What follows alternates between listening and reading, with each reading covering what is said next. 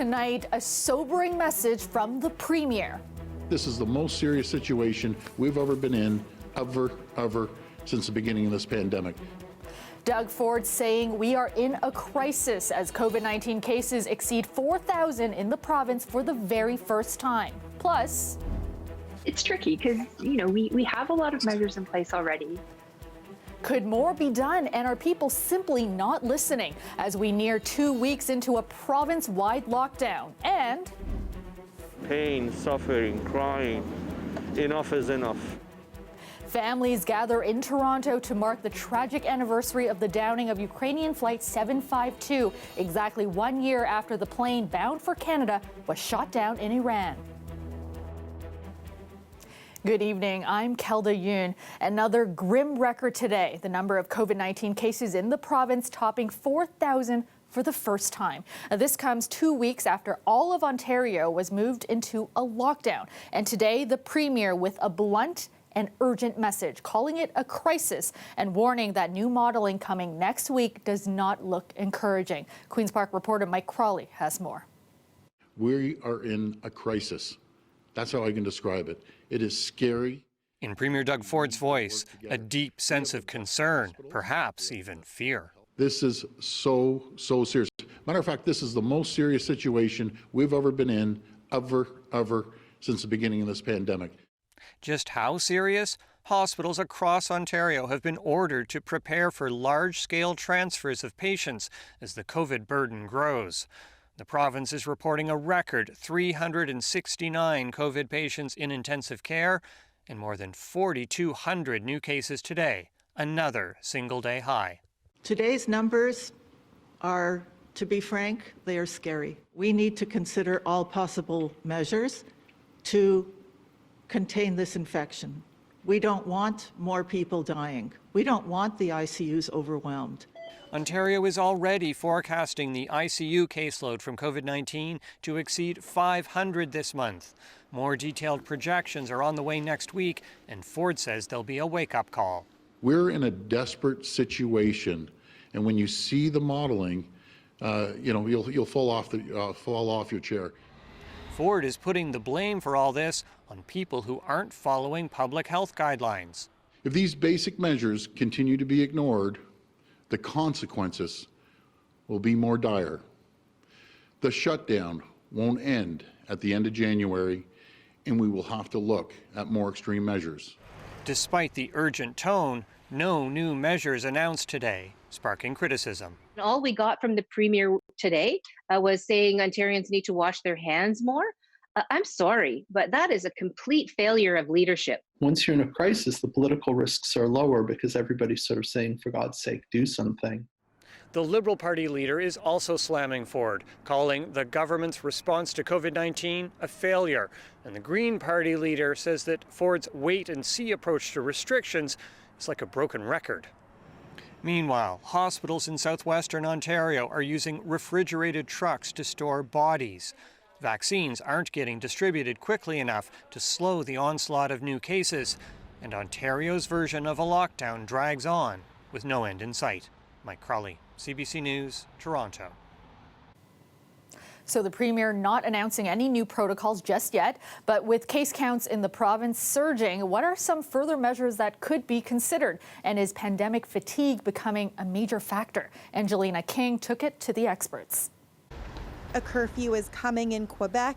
In Wuhan, residents weren't allowed to leave the city. And in Melbourne, restrictions limited how far people could travel from their homes. So what will it take to curb the spread here? It's tricky because, we have a lot of measures in place already.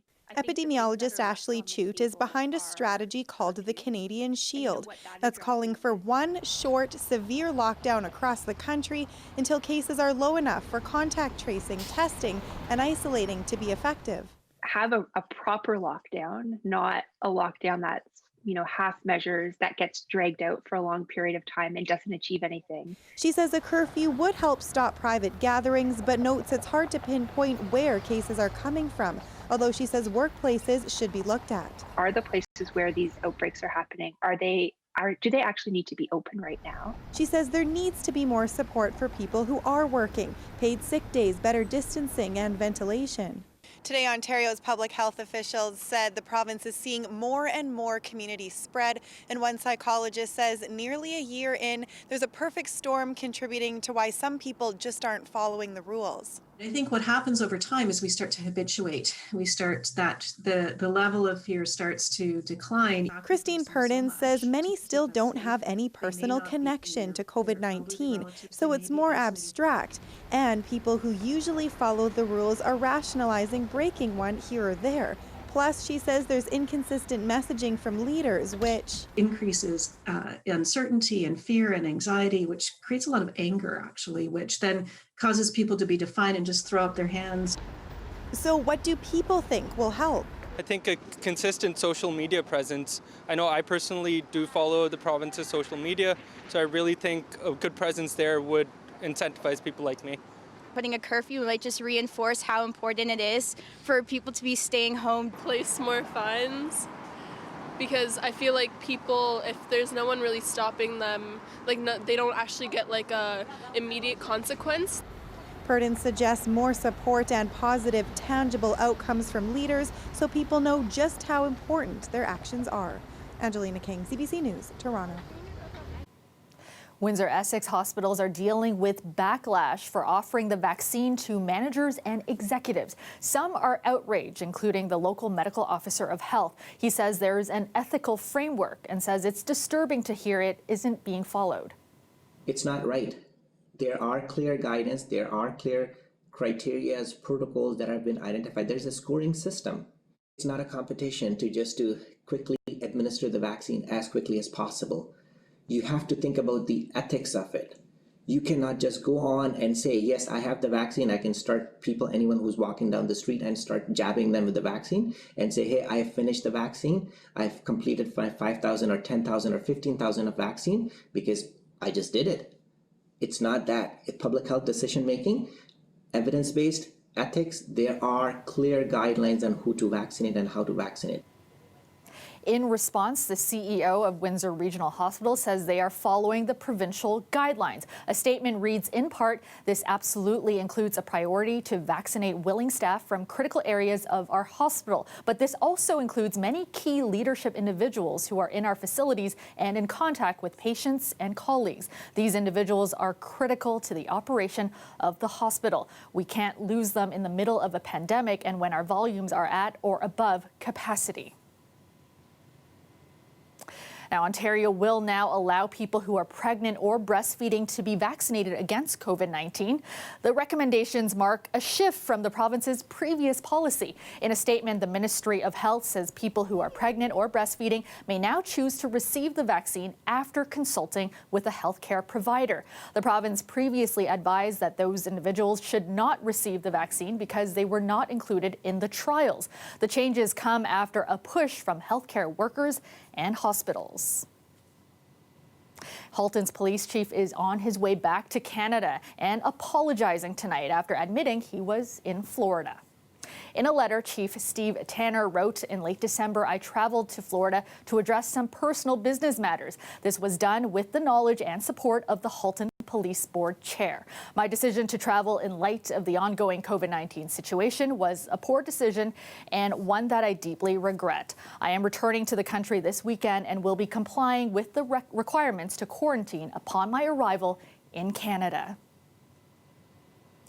Hundreds of people gathered in downtown Toronto today to mark the one-year anniversary of the downing of Ukrainian Airlines Flight 752 by the Iranian military. All 176 people on board died, including 138 people with ties to Canada. Several victims were from the GTA. As Trevor Dunn reports, a year filled with suffering is now evolving into a fight for answers. I know. It's a grim roll call as a rally organizer shouts the names of victims. Each one's face on a sign to be carried by family and friends who've come to mark a grim anniversary. 1 year, pain, suffering. Enough is enough. We want answers. We want justice. Hundreds of family, friends, and supporters of the victims gathered today at U of T, marching to Toronto City Hall. The portraits are sons, daughters, mothers, fathers, all lost 1 year ago today. It's just such a sad day. It's been a year, but the pain is not gone. It's still there. I think about the families, their parents. Just the pain is unbearable. Last January, Ukrainian International Airlines Flight 752 was struck by Iranian missiles shortly after takeoff. All 176 people on board were killed. 138 of the victims were Canadians, permanent residents, or had other ties to the country. A year ago, large memorial services were held for them across Canada. But within weeks, the pandemic ended the in-person gatherings and started what would be months of grieving alone. The pandemic made it worse. Shaheen Mogharam's wife and 10-year-old son were both killed on the flight. Due to the pandemic, everyone got separated. Less gathering, less meeting. I just have a few friends, usually the others family members. A year of despair and isolation, leaving the victims' families dwelling on what was lost and what they went through. For Hamed Esmailian, whose wife and daughter were killed on the flight, it's the time between the first missile strike and the plane hitting the ground. The first 3 minutes is just a torture for you because you're just thinking about those 3 minutes and then 3 minutes and 42 seconds from the first missile to the crash on the ground. And we are haunted by this. But over the year, the torment and the grief has evolved into a unified fight for justice. Iranian officials say the missile strike was due to human error. Canadian officials, though, have already cast doubt on Iran's internal investigation. Today, during a virtual memorial, the Prime Minister promised to keep pushing Iran for a transparent investigation. For the families of the victims, it's been a year without their loved ones. Why did you shoot civilian airplane? Why? And it's been a year without answers. Trevor Dunn, CBC News, Toronto. Twitter has announced it is permanently parting ways with Donald Trump. The social media giant says it's suspending Trump's account for good, citing the risk of further incitement of violence. Twitter says the decision was made after a close review of his recent tweets. The U.S. president's account had been temporarily locked for 12 hours following the deadly rioting in Washington, with a warning that it could be permanent if he breached the platform's rules. The company has been under increasing pressure to take further action against Trump. Though he used Twitter to announce policy and challenge opponents, Trump has also used it to insult enemies, spread misinformation, and make false claims of election fraud. He can no longer access his account, and his tweets and profile picture have been deleted. Time now for a short break. When we come back, a restaurant in Unionville says a food delivery service owes them big. Just recently we got on DoorDash right before Christmas, and then we just have not been receiving any money from them. We'll hear more from the owner and what DoorDash has to say after the break. Plus, some changing sky conditions as we go into the weekend. I'm meteorologist Colette Kennedy. The other thing, well, the temperature's getting a little milder. I'll have your complete weekend forecast coming up after the break.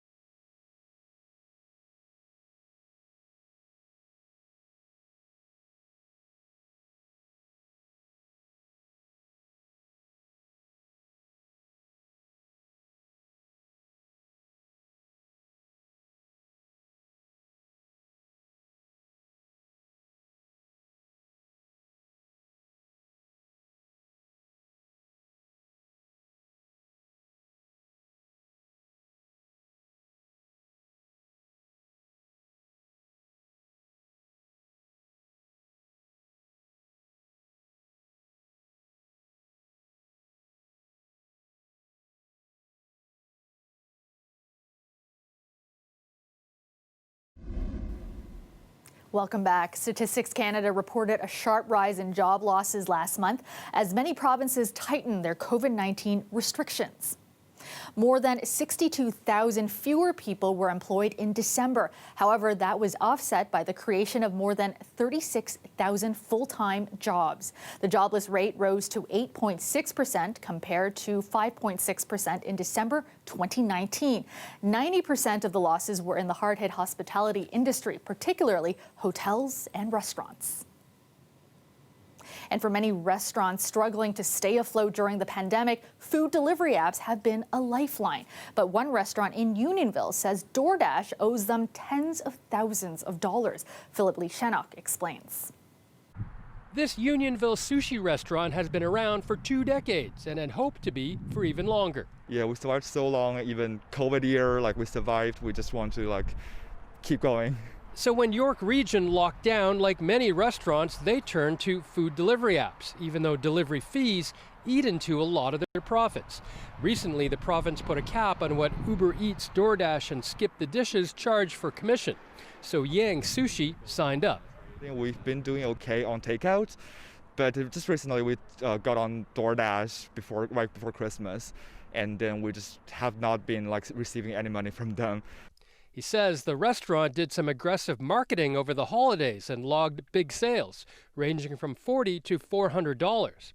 Revenue hit $67,000 in 2 weeks, but he hasn't seen a penny. He thinks that kind of bump in sales from a new customer drew the attention of DoorDash. So I guess they didn't expect us to have such a big sales. DoorDash says it's willing to work with the merchant to resolve the situation, but it suspected some violation of its terms of service. In a statement to CBC Toronto, the California-based company said it identified fraudulent activity associated with the account, which it deactivated and will not send the money collected. Lee says the loss of that income could threaten his business, and he's willing to provide proof that the sales were legit. If it is a fraud, like money laundering or any kind of thing, we wouldn't be making all those orders for them, right? We actually keep track on every orders that we give out. Even the ingredients, we buy all these ingredients, we have the labor. DoorDash also says supporting restaurants during the pandemic remains its priority, but this restaurant says if they suspected fraud, they should notify the authorities, not keep their cash. Philip Lee Shannock, CBC News, Unionville. Remember, if you have a story you'd like us to look into, send us an email, torontotips@cbc.ca.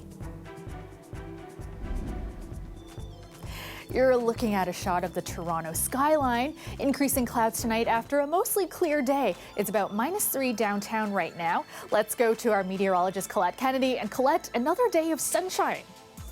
Thanks, Kelda. Another day, and hey, on a Friday, that's pretty great where we got lots of sunshine and the clearer skies, but we are going to see things kind of changing up here as we go through the overnight hours. So clouds have been increasing. We'll see some of that, especially high-level cloud kind of coming in, and it changes the sky conditions then for Saturday. They'll be a little more variable. But into the afternoon, we are talking about a milder temperature. Yes, above seasonal once again, so warmer than today, and by next Thursday, maybe late Thursday into Friday, that is the answer to the question of when we might see some active weather again. So the quieter pattern that is carrying on as we go well deep into next week. Our daytime temperatures this morning, Kitchener at -11, but Barrie at -14, and with the winds at times feeling closer to -20. And then even as we warmed up into the afternoon at -4 on the thermometer for Toronto, with the winds, it still felt like -9 to -10 because of those winds coming out of the north, generally between about 15 and 20 kilometers an hour.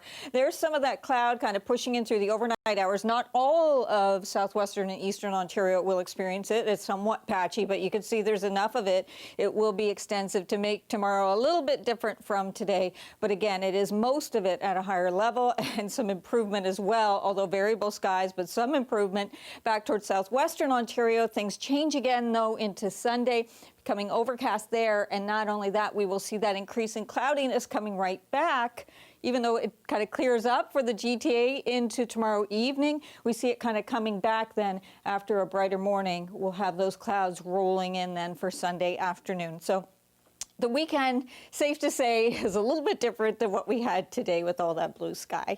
Overnight, your temperatures are looking like this. Winds are -4, feeling like -8, so getting a little cooler as you're losing some of that cloud cover, which I think you're actually probably quite happy to lose some of that. More of a variable sky from here through towards Leamington, but getting into some more sunshine too with some of that clearing that is happening through the overnight hours. And overnight for Toronto, it's -6, feeling like -12 to -13, slightly cooler Markham and Oshawa, and just a tiny bit warmer there, St. Catharines, your overnight low at -4, your daytime high up to 2 degrees, 1 to 2 degrees.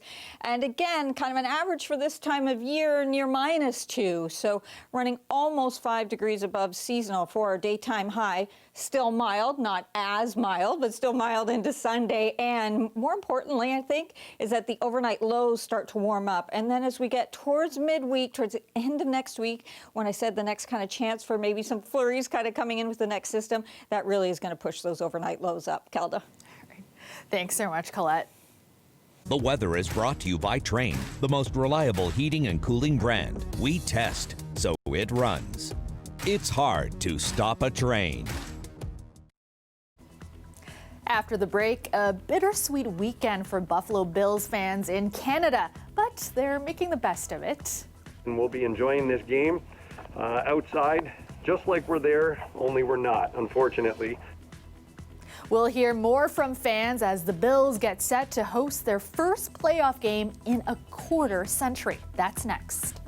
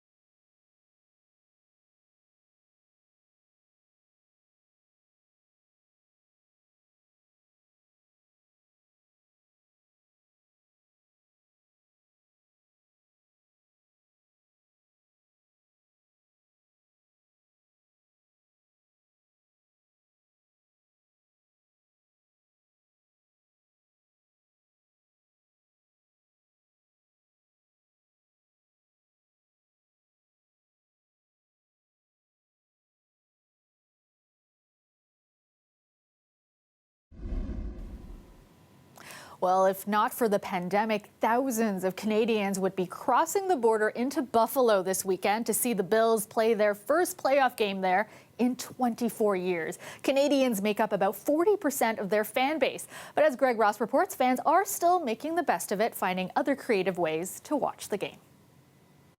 Come hell or high water, you'd be getting a ticket for this game. Oh, absolutely. Absolutely. If the borders weren't closed because of the pandemic, Bills fan Jim Dowling says he wouldn't miss a playoff game for the world. Instead, he's going to have to make the best of watching the game from his home in St. Catharines with his neighbors. Barbecue, where all the goodies will be cooking, just like we're tailgating. That shed right there, those doors will open up, big TV will pop out. We'll be watching from either up here on the deck or down here where the bonfire pit's going to be set up. So you're literally going to sit outside and watch this game on TV? Oh, yeah. So it'll be like we're there. Allen got him. Touchdown, McKenzie. After finishing the season with a 13-3 record, which was good enough for first place in the AFC East Division, the Bills finished high enough to host their first playoff game in a quarter century. Never been to a Bills playoff game, waited 25 years. Jeff Zuck, who also lives in St. Catharines, says considering everything that's going on, this game would be extra special to watch in person. I'm just jealous of the people that get to go.